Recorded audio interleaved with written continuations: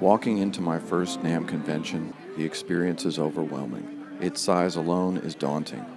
I set myself to find builders the big distribution chains have overlooked. First, I met Taya, a musician from the Netherlands turned Texan luthier. His beautiful custom instruments show their southwestern roots on the outside and their creator's hunger for tone on the inside. Yeah, they look very nice. They look very stunning. But underneath, there's actually a very serious tool, musician's tool.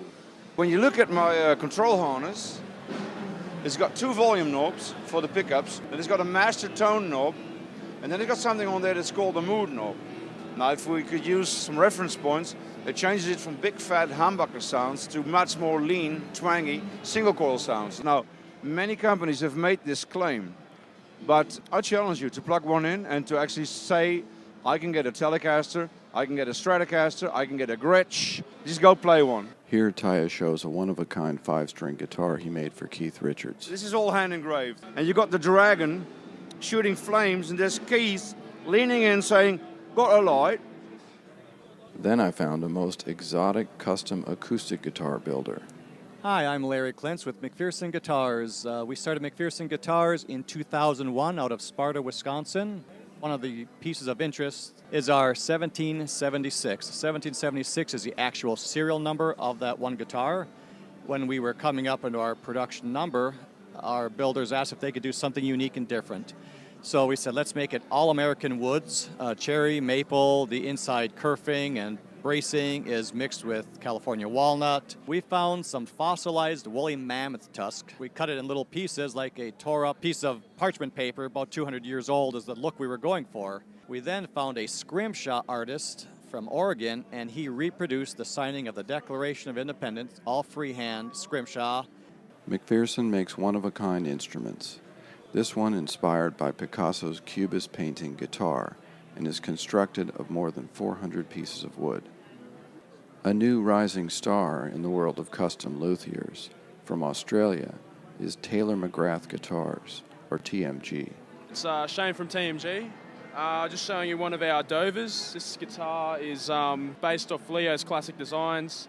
We do all our own pickups, do all nitrocellulite finishes, even Bakelite pickups and covers. We round everything off ourselves. As a player myself, I've been seeking that vintage vibe where I don't have to fret about, beautiful finishes live. I can take this thing on the road and get a great 50s vintage Strat tone for an affordable price. So this is the tones right here.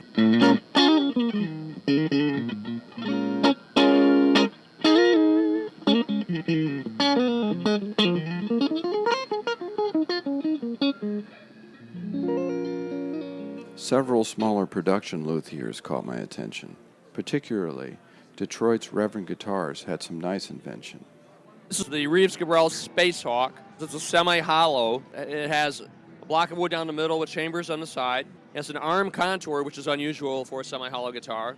Bigsby tremolo, roller bridge, and this is unusual. These are the rail hammer pickups. The rails under the wound strings produce a tighter tone. And then I've got these oversized poles under the plain strings, and that produces a fatter sound. So what you get is a perfect balance of frequencies. And so it's very even, has a lot of clarity, has a lot of response, and it's just a very musical sound. While tempted to hang out and play Naylor's Reverend line, I push on to the latest guitar pedals. The guys at PIGTRONIX showed a couple of amazing new ones. There is nothing you can't do with this delay. We can sync your modulation LFOs to your top tempo. Every single knob on here, we can assign to an expression pedal or press and hold, and now that knob is envelope controlled.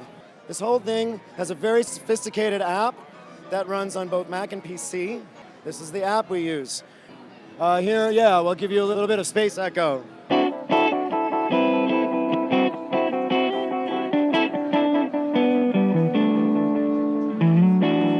Pedal I gotta show you. It's called Rototron. This is our take on a rotary speaker simulator.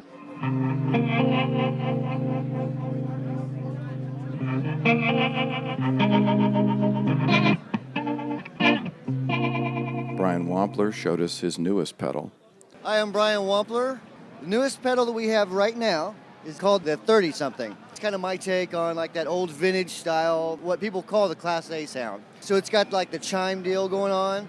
It can also get like that really good, warm Tom Petty sort of sound. And Electro Harmonics demoed their latest reverb pedal. In this clip, a reverse reverb and a big muff.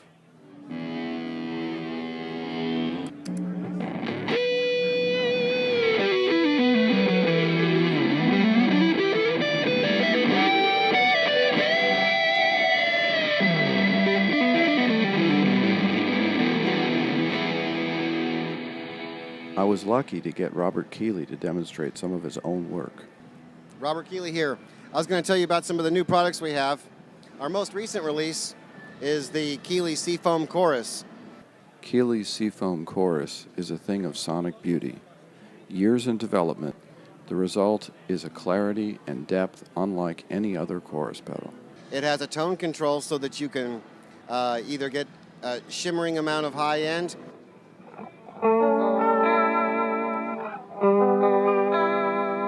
or you can roll it all the way back to simulate an analog type of feel.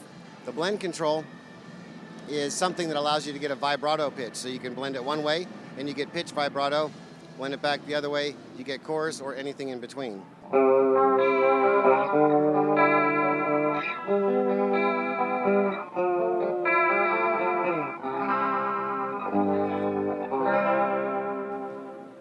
Diamond Pedals had some new distortion boxes, but I like their analog delay, Memory Lane 2, the best. This is a fully analog delay using Bucket Brigade devices with tap tempo, independent modulation controls.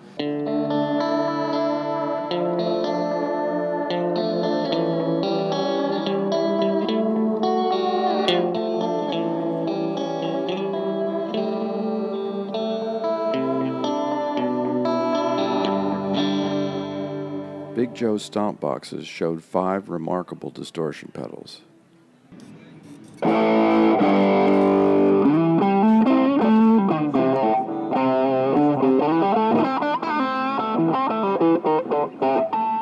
Then I found this young Chinese musician and pedal designer working with Joyo. I'm Keeley. So I'm the one who founded Dr. J 2 years ago with Joyo technology together. The most important is, do you have the heart to do the good production for musicians? He showed Joyo's new Iron Man series of 12 mini box pedals.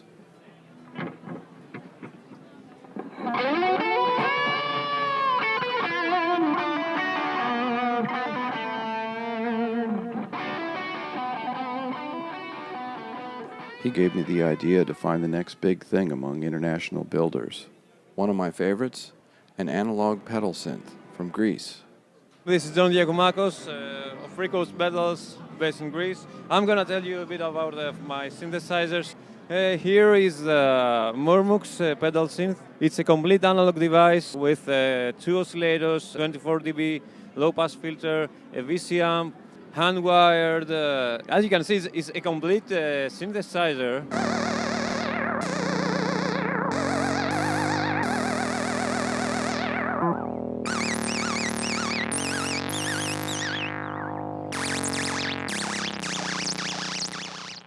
This German percussion company showed a line of beautifully crafted wooden drums. Schlagwerk is a German company that builds beautiful instruments, cajones especially. And right here we have a kid that has a cajinto, a bass cajinto, and what is called a booster box. It's not only beautiful, but makes beautiful music and are the only cajones that are tunable. This small Japanese luthier has some unique tone wood combinations. This guitar, back side is mahogany and top is maple. That's so warm sound, and this one has all mahogany neck, and this top wood is called monkey pot. This wood is from Africa. There were builders from all over the world, many more than I had the time to interview. Companies making tuning pegs, bridges, every part of a guitar's hardware. This synthesizer group was making some incredible sounds. I met people from Greece, China, Korea, Japan, the Netherlands, Austria, Germany, England, Australia, New Zealand, and Texas. 2 days was not enough. Next time I'll be there every minute of the show. Thanks to Noise Room and to all those who were gracious enough with their time to grant me interviews. So from NAMM 2014, this is John Ganem, signing off.